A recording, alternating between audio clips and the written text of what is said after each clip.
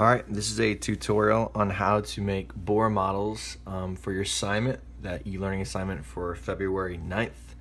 Obviously, if you're watching this video, you've already went to your assignments and you've already opened everything up. So I'm just going to teach you how to make a Bohr model, and I'm going to show you how you would do it on your iPad. So I've already opened mine up into Adobe. Obviously, you can do this on Canvas, however you like.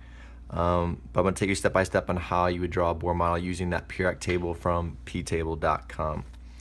So first of all, I'm going to show you how to get the split screen. You drag from the right, and you have the option of using multiple things. If you don't have something right here already, you can kind of swipe from the top, or like that maybe, and then you have your option to choose from.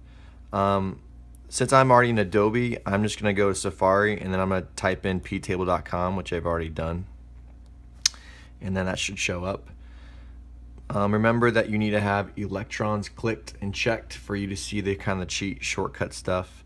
What I'm going to do today is I'm just going to show you the first three on the list, and then I'll show you how you draw them. So leave that split screen on. Well, maybe not. So number one, I think I already told most of the classes this, but I don't really care about this information, the symbol, the atomic number, and the mass, so don't even worry about doing any of this stuff for any of them. If you want to do it, you're more than welcome to, but I'm more just concerned about that you know how to draw the structures of different atoms. So this first one on the list is hydrogen, and so what we need to do first is just to type in the chemical symbol. The chemical symbol for hydrogen is a capital letter H. So I'm going to hit save, and I'll move it to the center of the circle. Now remember, we said the very first circle never ever has any dots on it, but technically the second circle always has the first dot. So this is considered the first shell. So I need to know how many dots to put into my first shell. And so when I look at my screen, it says in the top right hand corner, I need to put one dot in the first shell.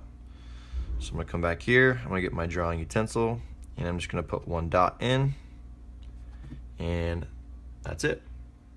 So let's save that, and I'm going to move on to now the next element. So the next one is lithium. Its chemical symbol is, let me swipe over, its chemical symbol is Li. So I'm going to type that in, Li.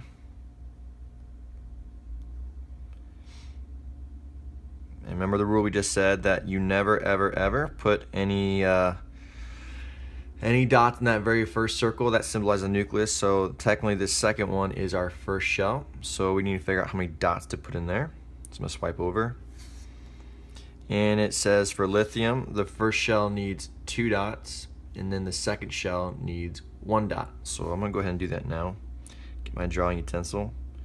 So not in this first dot, no, sorry, this first circle, but in the second circle we need 2 dots. So 1, 2. I'm gonna hit save, and then I'm gonna do one more time. In the last circle, I need 1. It doesn't really matter where you put it. I'm gonna put it right there for me, like that. If you want to change colors, just while I'm thinking about it, once you hit save, you can click on things, and you can change the color of it if you want different colors, so it helps it stay more organized for you. You don't have to, but it's just something if you'd like to. Obviously, you can change thickness and opacity and all that stuff. So, all right, I'm gonna do like 2 more maybe, I think, with you, and then we're done with this tutorial. Sodium's next. So if we go look over, sodium's symbol is Na. So I'm gonna type that in, Na.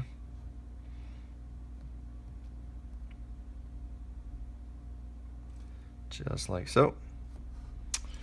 And then we need to draw our dots for the right circles. So it says for sodium that the first shell needs 2 dots, second shell needs 8 dots, and the last shell needs 1 dot. So 2, 8, and 1. So I'm going to go ahead and draw that now. So remember, not the first circle, but technically it's the second circle is our first shell. I'm going to draw 2. So 1, 2.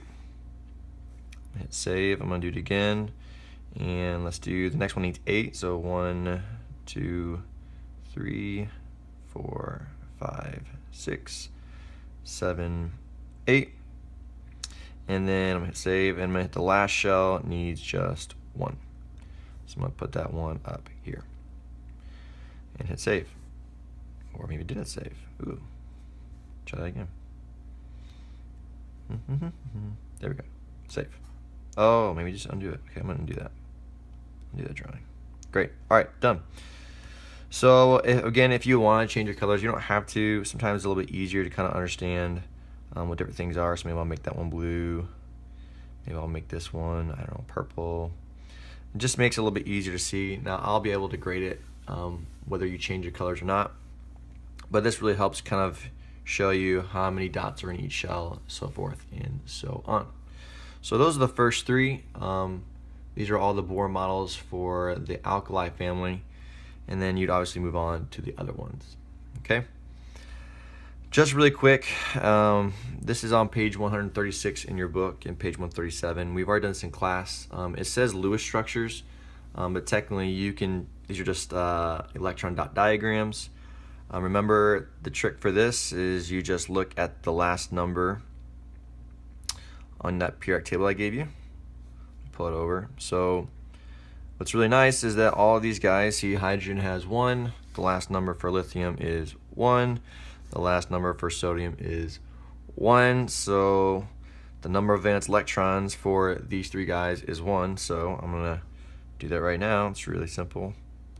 And hydrogen has 1, lithium has 1, sodium has 1, and I just completed the first three for you. So the directions even tell you what to do next. It kind of tells you where to place the dots and in what order. So if you need 2 dots, you put 1 dot there and then 1 dot to there. If you needed 7 dots, it would go 1, 2, 3, 4, 5, 6, 7, so forth and so on. Obviously, if you have questions, you can email me or talk to me in class. Hope that helps. That's it.